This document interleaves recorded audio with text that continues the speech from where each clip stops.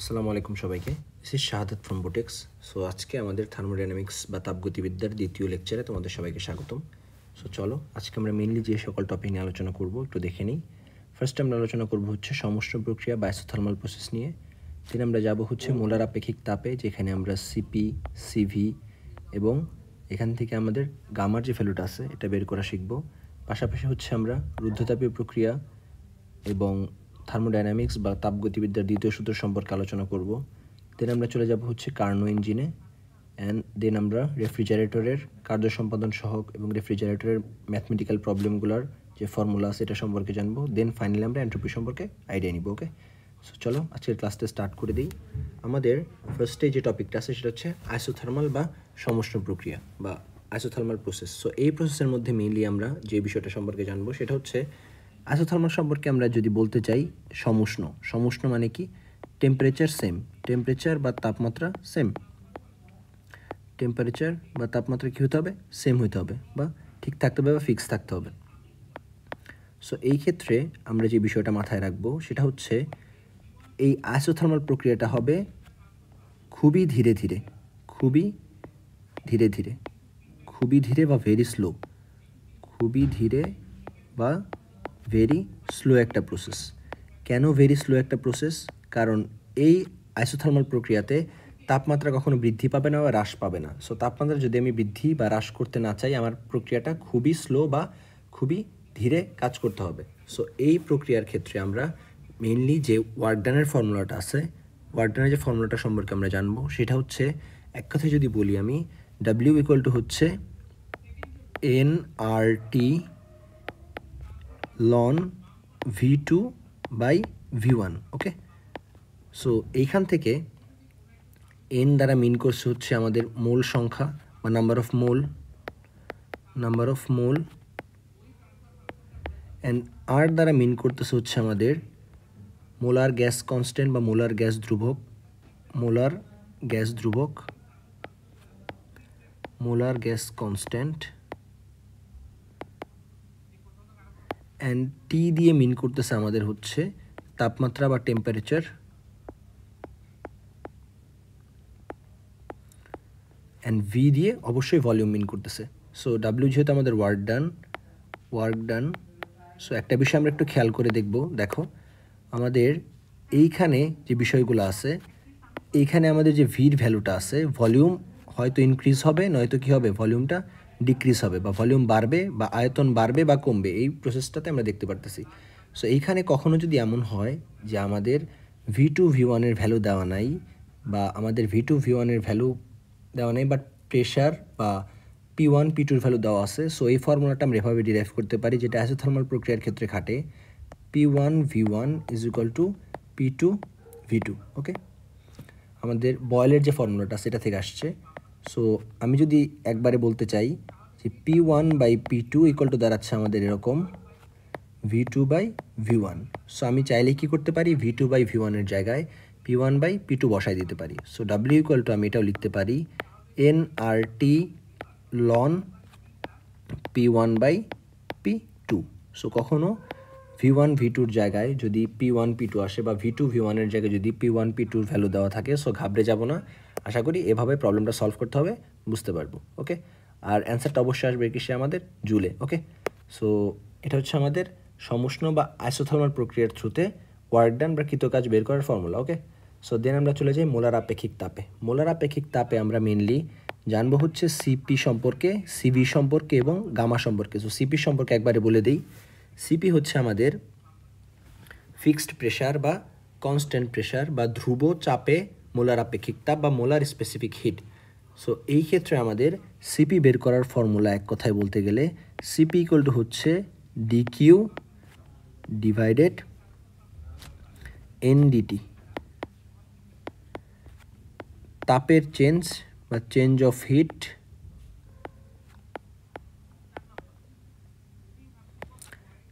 Divided হচ্ছে আমাদের number of mole বা মোল সংখ্যা, অ্যান্ড ডিটি হচ্ছে আমাদের তাপমাত্রার পরিবর্তন বা changes of temperature. Okay, so এইখান থেকে দেখো একটা বিষয় আমরা খেয়াল করি যে আমাদের সিপি এর ক্ষেত্রে এই ফর্মুলাটা অ্যাপ্লিকেবল, সেম ফর্মুলাটা আমাদের সিভি বা স্পেসিফিক হিট বা মোলার আপেক্ষিক তাপ ফিক্সড আয়তনে বা ফিক্সড ভলিউমে বা হচ্ছে আমাদের স্থির আয়তনে মোলার আপেক্ষিক তাপের ক্ষেত্রেও কিন্তু এই ফর্মুলাটা প্রযোজ্য, সেম ফর্মুলা দুই ক্ষেত্রেই প্রযোজ্য। সো যদি দেখতে যাই আমি, সিভি ইকুয়াল টু হচ্ছে সেমভাবে ডিকিউ ডিভাইডেড এন ডিটি। ওকে, সো কেন সেম ক্ষেত্রে প্রযোজ্য? কারণ হচ্ছে আমি বের করতেছি মোলার আপেক্ষিক তাপ বা মোলার স্পেসিফিক হিট, বাট আমাদের দুইটা কেসে জাস্ট চেঞ্জেস হচ্ছে, একটা হচ্ছে স্থির চাপে, একটা হচ্ছে স্থির চাপে, চাপটা হচ্ছে ফিক্স, বাট আয়তন যেটা আছে বা ভলিউম যেটা আছে এটা ফিক্স না। স্থির চাপে, ঠিক আছে, প্রেশারটাকে আমি ফিক্সড রাখছি, প্রেশারটাকে ফিক্সড রাখছি। আর সিভি যেটা হচ্ছে এটা হচ্ছে আমাদের স্থির আয়তনে, স্থির আয়তনে মানে আমি হচ্ছে ভলিউমটাকে ফিক্স রাখছি। ওকে, সো এই ক্ষেত্রে আমরা সিপি সিভি এভাবে ক্যালকুলেট করে থাকি। সো এইখান থেকে আমাদের জানার যে বিষয়টা আছে, সিপি সিভি আমাদের কেন লাগে। আমরা যদি গামার ভ্যালু বের করতে চাই, গামার ভ্যালু যদি বের করতে চাই, একটা অনুপাত যেটা হচ্ছে CP by CV. Okay, so এর জন্য আমাদের কি করতে হয়, সিপি সিভির ভ্যালুটা বের করতে হয় গামার ভ্যালু বের করার জন্য, বা সিপি সিভির ভ্যালু সম্পর্কে জানতে হয় গামার ভ্যালু বের করার জন্য। সো গামার ভ্যালু হচ্ছে আমার এক পারমাণবিক গ্যাসের জন্য, এক পারমাণবিক গ্যাসের জন্য বা এক পারমাণবিক গ্যাস অর ওয়ান অ্যাটমিক বা মোনোঅ্যাটমিক গ্যাসের জন্য গামার ভ্যালু হচ্ছে আমার 1.67। সেমভাবে দ্বিপারমাণবিক বা বাই অর ডাই অ্যাটমিক গ্যাসের জন্য আমাদের হচ্ছে গামার ভ্যালু 1.4। আর যদি বলতো বহুপারমাণবিক বা পলিঅ্যাটমিক গ্যাসের জন্য আমাদের গামার ভ্যালুটা হচ্ছে 1.33। ওকে, আচ্ছা, সো এই ভ্যালুগুলো আমাদের রুদ্ধতাপ প্রক্রিয়া যখন বা অ্যাডিয়াবেটিক প্রসেস যখন প্রবলেম সলভ করব তখন লাগবে এই ভ্যালুগুলো। সেই ভ্যালুগুলো সম্পর্কে আমরা একটু বিস্তারিত আইডিয়া নিয়ে নেব বা মুখস্থ রাখার ট্রাই করবো, চাইলে শুধু মুখস্থ রাখা না বাট মনে রাখার ট্রাই করবো, মুখস্থ কথাটা আসলে ব্যাপারটার সাথে যায় না। আচ্ছা, সো একটু জেনে নিব যে আমাদের গামার ভ্যালুটা আসলে কোন কোন ক্ষেত্রে, কোন গ্যাসের ক্ষেত্রে, কত অ্যাটমিক বা কত পারমাণবিক গ্যাসের ক্ষেত্রে কী ভ্যালু আসে। সো এইখান থেকে আমরা যদি একটা কাজ করতে চাই, আরেকটা বিষয় সম্পর্কে যদি আইডিয়া নিয়ে আমরা দেখতে পারবো এখানে যে এক কথায় বলতে গেলে আমাদের সিপি মাইনাস সিভি এই দুইটার যে আমার ডিফারেন্স আছে, এটা হচ্ছে আমাদের মোলার আপেক্ষিক তাপ বা মোলার আমাদের যে আর এর ভ্যালুটা আছে, মোলার গ্যাস কনস্ট্যান্ট বা মোলার গ্যাস ধ্রুবক, এর সাথে একটা রিলেশন আছে। So CP minus CV is equal to হচ্ছে আর। সো এই দুইটা ফর্মুলার সাথে রিলেট করে আমরা চাইলে সিপির ভ্যালু বের করে ফেলতে পারি, আমরা চাইলে সিভি এর ভ্যালুটাও বের করে ফেলতে পারি। সো দুইটা ভ্যালু বের করে আমরা একটু দেখি। সো দেখো এইখান থেকে যদি আমরা খেয়াল করি কি বলতে পারি, CP minus CV is equal to হচ্ছে আমাদের R, that means CP equal to হচ্ছে আমাদের R plus CV. So R plus CV এই বিষয়টা যেটা আছে, সো আর প্লাস সিভিকে আমি গামার এখানে বসায় দিই।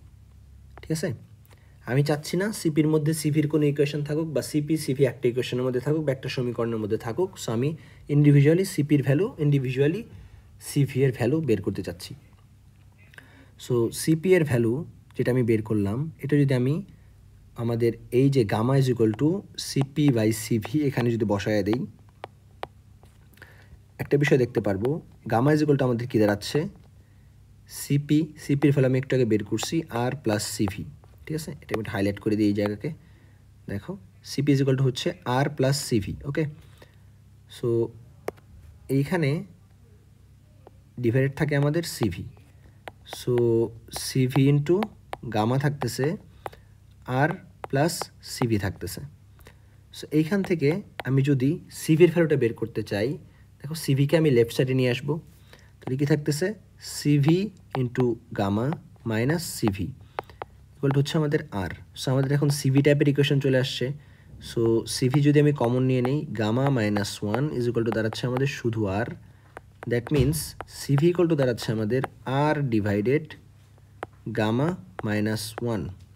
দ্যাট মিনস আমাদের সিভির যে ভ্যালুটা আছে এটা আমি এখন বের করতে পারবো এক পারমাণবিক বা মোনোঅ্যাটমিক গ্যাসের জন্য। গামার ভ্যালু আসবে 1.67 বসায় দিব, আর এর ভ্যালু 8.314 জুল পার মোল পার ক্যালভিন। সো এইভাবে আমরা কী করতে পারবো, সিভির ভ্যালু বের করে ফেলতে পারবো। সেম ওয়েতে আমরা শিখি যে কীভাবে আমরা সিপি এর ভ্যালু বের করব। সো আমি যদি সিপি এর ভ্যালু এখান থেকে বের করতে চাই, সেম ফর্মুলা থেকে আবার আসি। সিপি ইজ ইকুয়াল টু হচ্ছে আমাদের CP minus CV is equal to হচ্ছে আমাদের আর। সো আমি যদি সিভি বের করতে যাই, সিভি ইকুয়াল টু আমাদের দাঁড়াবে হচ্ছে আর সিপি মাইনাস আর। ওকে, সো এইখান থেকে আমরা কি করব, আমাদের সিপি এর যে ভ্যালুটা আছে সিপি এর ভ্যালুটা বের করে ফেলব। সো খেয়াল করি এখান থেকে আমরা জানি গামা ইজ ইকুয়াল টু হচ্ছে সিপি মাইনাস বা সিপি ডিভাইডেড সিভি। ওকে ওকে, সো এখানে আমি সিভির ভ্যালুটা বসাই দিব। সো সিপি আসে উপরে থাকুক, কোনো সমস্যা নেই। সিভির ভ্যালুটা হচ্ছে সিভির ভ্যালুটা হচ্ছে আমাদের CP minus R. Okay, just left সাইডে গুণ করে দেই, মাল্টিপ্লাই করে দেই, থাকতেছে gamma into CP minus gamma into R. Okay, এগুলো থাকতেছে আমাদের সিপি। সো সিপিকে রাইট সাইড থেকে লেফট সাইডে নিয়ে আসি, আমাদের থাকতেছে এরকম gamma into CP minus CP is equal to থাকতেছে গামা ইন্টু আর। সো এইখান থেকে যদি আমি সিপিটা কমন নিয়ে নিই, থাকতেছে gamma minus 1 is equal to gamma into R. That means CP equal to দাঁড়াচ্ছে আমাদের এরকম gamma into R divided gamma minus 1। So এটা হচ্ছে মেনলি আমাদের সিপি বের করার ফর্মুলা। সো দেখো সিপি হচ্ছে আমাদের gamma into R divided gamma minus 1, আর সিভি হচ্ছে আমাদের মেনলি আর ডিভাইডেড গামা মাইনাস 1। ওকে, সো এটা হচ্ছে আমাদের মেনলি ডেরিভেশনটা। সো আশা করি দুইটা ভ্যালুই বুঝতে পারছো যে কীভাবে সিপি এবং সিভি এর ভ্যালু ক্যালকুলেট করতে হয় এবং গামার ভ্যালু কোন কোন ক্ষেত্রে কোন গ্যাসের ক্ষেত্রে কী আসে। সো এই ভ্যালুগুলো সম্পর্কে আশা করি বুঝতে পারছো। সো আমরা যদি আমাদের নেক্সট টপিকে চলে যাই বা নেক্সট টপিকে মুভ করি, আমরা দেখতে পারতেছি কি এইখান থেকে মেনলি দেখতে পাচ্ছি রুদ্ধতাপীয় প্রক্রিয়া আছে। সো রুদ্ধতাপীয় প্রক্রিয়ার মধ্যে আমি যদি বলতে চাই অ্যাডিয়াবেটিক প্রসেসের মধ্যে আসলে প্রসেসটা কীভাবে হয়। অ্যাডিয়াবেটিক প্রসেসের মধ্যে বা রুদ্ধতাপীয় প্রক্রিয়ার মধ্যে আমাদের তাপের কোনো চেঞ্জ হয় না, তাপটা বা হিটটা ফিক্স থাকে। ঠিক আছে, হিটটা আমাদের ফিক্স থাকবে। সো হিটটা যদি আমাদের ফিক্স থাকে, আমরা এখানে আরেকটা কথা মনে রাখবো যে এই প্রক্রিয়াটা বা এই প্রসেসটা খুবই ফাস্ট, হঠাৎ করে হয়, হঠাৎ বা ভেরি ফাস্ট সংঘটিত হবে। ওকে, সো যার কারণে তাপের আদান প্রদান করার সময়টুকুই পাবে না। সো এর কারণে এই প্রক্রিয়াটা হচ্ছে অ্যাডিয়াবেটিক বা রুদ্ধতাপীয় প্রক্রিয়া। ওকে, সো রুদ্ধতাপীয় প্রক্রিয়ায় আমি যদি কাজের ফর্মুলায় বের করতে চাই বা কাজ বের করতে চাই, তার আগে আমাদের রুদ্ধতাপীয় প্রক্রিয়ায় কিছু চেঞ্জেস আছে। P1 V1 is equal to P2 V2 বয়েলের ফর্মুলা অনুযায়ী এটা ফলো করে না। এখানে আমাদের গামার একটু স্পেসিফিক কাজ আছে। ওকে, সো আমরা একটু খেয়াল করলে বুঝতে পারবো এখান থেকে। সো ফার্স্ট যে ফর্মুলাটা আছে আমাদের PV সম্পর্কিত ফর্মুলা, ডিরাইভেশনটা এতটা ইম্পর্টেন্ট না, বাট হচ্ছে আমাদের ফর্মুলার অ্যাপ্লিকেশনটা important. P1 V1 to the power gamma is equal to হচ্ছে আমাদের P2 V2 to the power gamma. এটা হচ্ছে আমাদের একটা ফর্মুলা। দেন আমাদের নেক্সট ফর্মুলা হচ্ছে টি এর সাথে ভি এর রিলেশন, তাপমাত্রার সাথে আয়তনের রিলেশন বা টেম্পারেচারের সাথে আমাদের ভলিউমের রিলেশন। TV to the power gamma minus 1, T1 V1 to the power gamma minus 1, T2 V2 to the power gamma minus 1। এটা হচ্ছে আমাদের অ্যানাদার ফর্মুলা। সো আমরা আমাদের থার্ড নাম্বার যে ফর্মুলাটা আছে এটা সম্পর্কে একটু জানবো, এটাতে অনেকের প্রবলেম হয়। সো একটা টেকনিক দিয়ে মনে রাখতে পারো যে PT gamma divided 1 minus gamma, এটা হচ্ছে একটা constant value. So P2 T2 gamma divided 1 minus gamma. ঠিক আছে, সো এটা এভাবে মনে রাখতে পারো, পাটালি গুড় 1 গ্রাম। ঠিক আছে, পাটালি গুড় 1 গ্রাম। আমাদের একটা ভাইয়া ছিল যে আমাদের ক্লাস নিত, উনি বলছিল এভাবে যে পাটালি গুড় 1 গ্রাম, এভাবে মনে রাখলে জিনিসটা আর কি সহজে মনে রাখা যায় একটা ছন্দের আকৃতিতে। ওকে, সো আশা করি বুঝতে পারছি সবাই।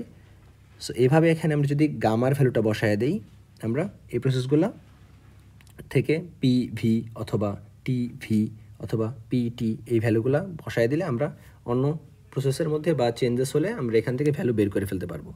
সো এই রুদ্ধতাপের প্রক্রিয়ার মধ্যে আমাদের কৃতকাজের যে ফর্মুলাটা আছে, কৃতকাজের ফর্মুলাটা হচ্ছে এরকম, ডব্লিউ ইকুয়াল টু হচ্ছে আমাদের N R divided gamma minus 1 into T1 minus T2। এখন সবসময় নর্মালি আমরা ফর্মুলাতে কী করি, T2 মাইনাস T1 দেই, বাট এখানে T1 মাইনাস T2 কেন?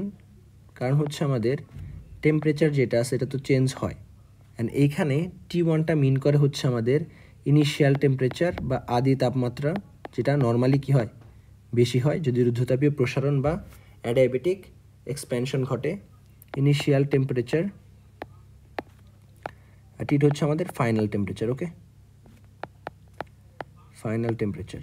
ওকে, সো আরেকটা বিষয় সম্পর্কে আমরা জানবো যে রুদ্ধতাপের প্রক্রিয়ার মধ্যে যে গ্রাফটা পাওয়া যায় পিভির গ্রাফ, এটা কিন্তু আমাদের সমস্ত প্রক্রিয়ায় যে পিভির গ্রাফটা পাওয়া যায় তার চেয়ে একটু বেশি খারাপ বা তার চেয়ে একটু বেশি স্লোপি, ঠিক আছে, তার চেয়ে ঢালটা একটু বেশি হয় বা স্লোপটা একটু বেশি হয়। এটা সম্পর্কে থিওরিটিক্যাল জিনিস আমরা একটু জানবো, মনে রাখার ট্রাই করবো। সো থার্মোডাইনামিক্স বা তাপগতিবিদ্যার দ্বিতীয় সূত্র হচ্ছে আমাদের নেক্সট টপিক। সো এখানে জাস্ট একটা কথাই বলার আছে, থিওরিটা যেটা আছে, সো কারণ যে থিওরিটা আছে এক কথা যদি আমি বলতে যাই, সেটা হচ্ছে এরকম যে সেকেন্ড ল অফ থার্মোডাইনামিক্স এরকমভাবে বলা আছে যে এমন কোনো ইঞ্জিন বা এমন কোনো যন্ত্র তৈরি করা বা ইনভেন্ট করা পসিবল না যে এটা ক্রমাগত হিটকে আমাদের ওয়ার্ক ডানে বা তাপকে কাজে এবং কাজকে তাপে কনভার্ট করে। এমন কোনো ইঞ্জিন তৈরি করা পসিবল না যেটা হিটকে বা তাপকে কাজে এবং কাজকে তাপে কনভার্ট করে, এমন যন্ত্র ইনভেন্ট করা বা তৈরি করা সম্ভব না। ওকে, এটা ছিল second law of thermodynamics. But Sadi Carnot যে আছে, উনি এটার যে ব্যাখ্যাটা আছে, উনি এরকম একটা ইঞ্জিনের তাত্ত্বিক একটা ব্যাখ্যা দিছেন বা থিওরিটিক্যাল একটা ব্যাখ্যা দিছেন, যেটা প্র্যাকটিক্যালি পসিবল না। বাট কার্নো ইঞ্জিন যেটা সেটার এফিসিয়েন্সি অনেক বেশি হয়, 100% হয় না, but theoretically 100% possible, but practically possible না। সো কার্নো ইঞ্জিন সম্পর্কে আমরা একটু জানি। দেখো, কার্নো ইঞ্জিন হচ্ছে এমন একটা ইঞ্জিন যেটা ক্রমাগত বা কন্টিনিউয়াসলি হিটকে আমাদের হচ্ছে যে ওয়ার্ক ডানে এবং ওয়ার্ক ডানকে হিটে কনভার্ট করে যায়। সো কার্নো ইঞ্জিনের এফিসিয়েন্সি নিয়ে যদি আমি কথা বলি, কার্নো ইঞ্জিনের ক্ষমতা বা এফিসিয়েন্সি বা কর্মদক্ষতা বা ক্ষমতা হচ্ছে eta is equal to 1 minus Q2 by Q1, ঠিক আছে, যদি 100% প্রকাশ করতে চাই ইন্টু 100%, অথবা এফিসিয়েন্সিকে এভাবেও দেখানো যায় টেম্পারেচারের থ্রুতে বা তাপমাত্রার মাধ্যমে T2 বাই T1। এখন Q1 Q2 কি মিন করে? Q2 মিন করে হচ্ছে আমাদের নিম্ন তাপাধার বা লো যেই আমাদের সিঙ্কটা আছে তার হিট, লো যে সোর্সটা আছে তার হিট, এটা হচ্ছে আমাদের লোয়ার টেম্পারেচার। T2 হচ্ছে লোয়ার টেম্পারেচার, আর Q1টা হচ্ছে আমাদের হায়ার সোর্সের বা হাই যে সোর্সটা আছে আমাদের ওইটার হিট, আর T2 হচ্ছে আমাদের সোর্স বা আমাদের হায়ার টেম্পারেচার। ওকে,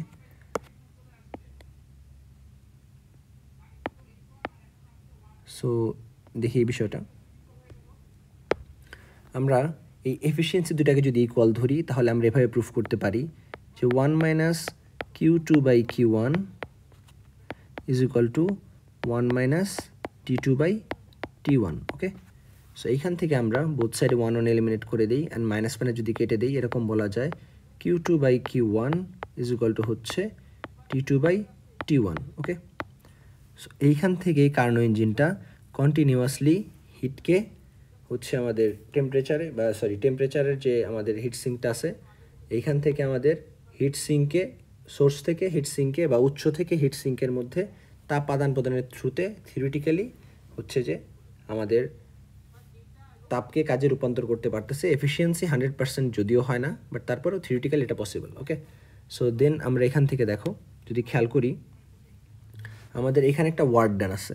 যদি ওয়ার্ক ডান বের করতে চাই, কার্নো ইঞ্জিনের ওয়ার্ক ডান, সো ওয়ার্ক ডানটা হয় এরকম, ওয়ার্ক ডান বা কৃতকাজটা হয় এরকম, ডাব্লিউ ইকুয়াল টু হচ্ছে আমাদের Q1 মাইনাস Q2, ঠিক আছে। সো সোর্সের হিট থেকে বা উৎসের তাপমাত্রা থেকে আমাদের সিঙ্কের বা তাপ গ্রাহকের তাপমাত্রাকে যদি আমি মাইনাস করি, তাহলে হচ্ছে আমরা পাবো ওয়ার্ক ডান বা কৃতকাজ। ওকে, এটা কার্নো ইঞ্জিনের ক্ষেত্রে। সো সাদি কার্নো যে কার্নো ইঞ্জিনটা ইনভেন্ট করছিলেন, তার একটা সাইকেল আছে, সাইকেল বা চক্র, যাকে কার্নো চক্র বলে। সো কার্নো চক্র নিয়ে আমরা একটু জানি। দেখো কার্নো চক্রে মেনলি কী হয়, কার্নো চক্রে মেনলি একটি আইসোথার্মাল বা সমুষ্ণ সংকোচন, একটি আইসোথার্মাল এক্সপ্যানশন আর একটি সমুষ্ণ প্রসারণ, একটি একবারে বলি আমি। দেখো এখান থেকে যদি আমি ফার্স্টে একটি আইসোথার্মাল এক্সপ্যানশন বা সমুষ্ণ প্রসারণ, ঠিক আছে, আইসোথার্মাল অর সমুষ্ণ প্রসারণ বা এক্সপ্যানশন অর সমুষ্ণ প্রসারণ। দেন হচ্ছে আমরা চলে যাব অ্যাডায়াবেটিক বা রুদ্ধতাপীয় প্রসারণে। সো অ্যাডায়াবেটিক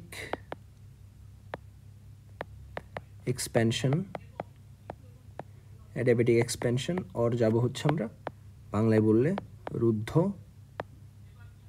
তাপীয় প্রসারণ। ওকে, দেন হচ্ছে আমাদের প্রসেসটা হচ্ছে আইসোথার্মাল বা সমুষ্ণ সংকোচন, ঠিক আছে। সো আইসোথার্মাল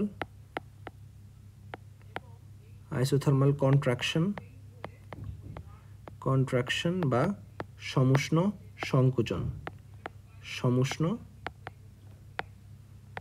সংকোচন, দেন আমরা যাব হচ্ছে আমাদের অ্যাডায়াবেটিক বা রুদ্ধতাপীয়, অ্যাডায়াবেটিক কন্ট্রাকশন অর রুদ্ধতাপীয় সংকোচনে, ঠিক আছে। তাহলে প্রসেসটা কি দাঁড়ালো, যেই চক্রে বা যেই সাইকেলে একটি সমুষ্ণ প্রসারণ বা আইসোথার্মাল এক্সপ্যানশন, একটি অ্যাডায়াবেটিক এক্সপ্যানশন বা রুদ্ধতাপীয় প্রসারণ, তারপর একটি আইসোথার্মাল কন্ট্রাকশন বা সমুষ্ণ সংকোচন, তারপর একটি অ্যাডায়াবেটিক কন্ট্রাকশন বা রুদ্ধতাপীয় সংকোচনের থ্রুতে আমাদের যেই পয়েন্ট থেকে স্টার্ট হয়েছিল ওই পয়েন্টে ফিরে আসে, এটা হচ্ছে আমাদের কি একটি কার্নো সাইকেল। ওকে, এটাকে বলা হচ্ছে আমাদের কার্নো সাইকেল বা কার্নো চক্র, ঠিক আছে। আশা করি বিষয়টা বুঝতে পারছি। কার্নো চক্র বা কার্নো সাইকেল। ওকে, সো এরই থ্রুতে আমাদের এর পাশাপাশি আরেকটা টপিক আছে, সেটা হচ্ছে রেফ্রিজারেটর। সো রেফ্রিজারেটর সম্পর্কে একটু জানি। রেফ্রিজারেটরটা হচ্ছে আমাদের সাম কাইন্ড অফ কার্নো ইঞ্জিনের উল্টা কাজ করে। সো রেফ্রিজারেটরের যেই দক্ষতাটা আছে বা রেফ্রিজারেটরের যে কার্য সম্পাদন সহগ আছে বা COP, coefficient of performance, COP দিয়ে বলি হচ্ছে coefficient of performance. Okay, performance. So এটাকে প্রকাশ করা হচ্ছে আমাদের কে দিয়ে প্রকাশ করি আমরা, কে, ঠিক আছে। সো এই কে বলা হচ্ছে এরকম, কে ইজ ইকুয়াল টু হচ্ছে Q2 ডিভাইডেড W। Q2 জিনিসটা কি, Q2 হচ্ছে আমাদের ওই যে বলছিলাম সিঙ্কের টেম্পারেচার, বা এক কথায় বলতে গেলে আমাদের Q2টা হচ্ছে যে টেম্পারেচার, আমাদের এক কথায় বলতে গেলে যে হিটের, যে আমাদের সিঙ্কটা আছে, সিঙ্কের হিট এখানে, আর টি দিয়ে প্রকাশ করলে টেম্পারেচার বা তাপমাত্রা। ওকে, কিউ দিয়ে প্রকাশ করলে হচ্ছে আমাদের তাপ, আর টি দিয়ে প্রকাশ করলে হচ্ছে আমাদের তাপমাত্রা। আর ডাব্লিউ দ্বারা মিন করতেছে হচ্ছে আমাদের এরকম বলছিলাম, ডাব্লিউ ইকুয়াল টু হচ্ছে আমাদের Q1 মাইনাস Q2। ওকে, সো এটা হচ্ছে আমাদের রেফ্রিজারেটরের ক্ষেত্রে সিওপি বের করার ফর্মুলা, আর কৃত কাজ বা ডাব্লিউ বের করার ফর্মুলা হচ্ছে Q1 মাইনাস Q2। ওকে, সো এটা হচ্ছে আমাদের রেফ্রিজারেটরের ক্ষেত্রে। সো দেন আমরা এইখানে যদি বাংলায় বলতে চাই, এটা হচ্ছে রেফ্রিজারেটরের কার্য সম্পাদন সহগ বলে, সিওপিকে কার্য সম্পাদন সহগও বলা হয়, কার্য সম্পাদন সহগ।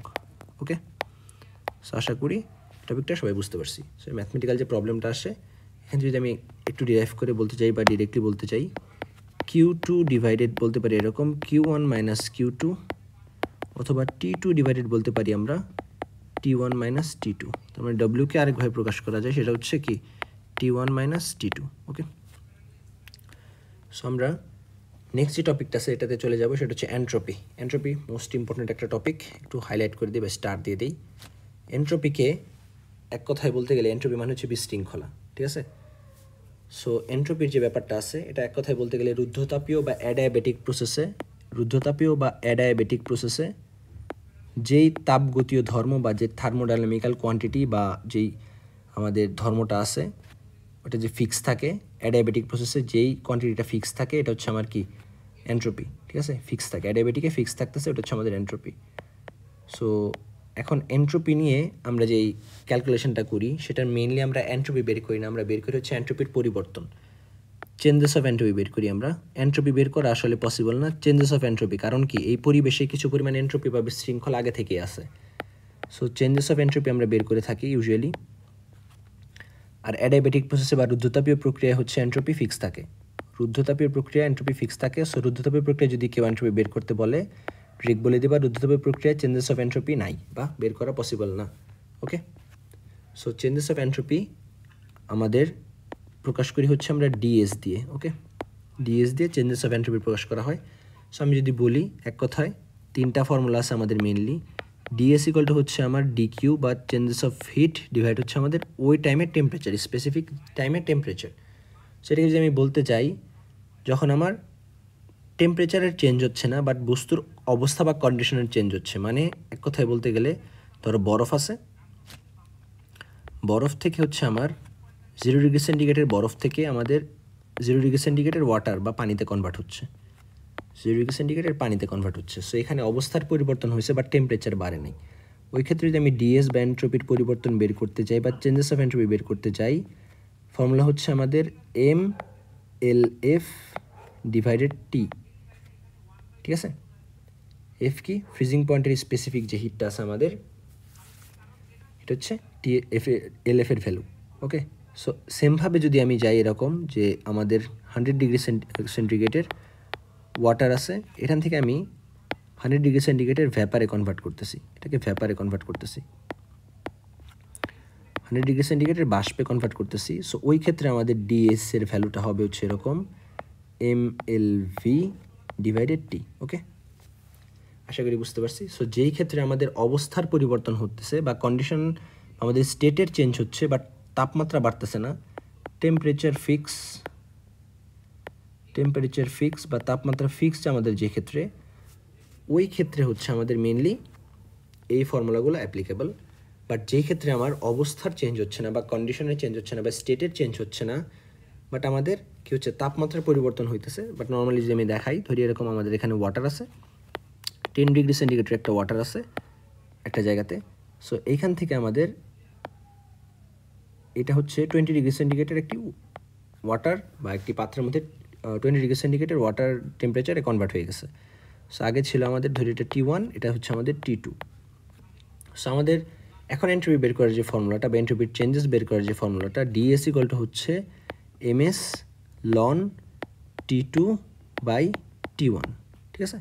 ফর্মুলাটা হচ্ছে MS loan T2 by T1, মানে এই ক্ষেত্রে আমার হচ্ছে অবস্থা বা স্টেট সেম, স্টেট বা অবস্থা যেটা আছে এটা সেম, এটা ফিক্স, স্টেট ফিক্স, বাট টেম্পারেচারের চেঞ্জ হচ্ছে, টেম্পারেচার বা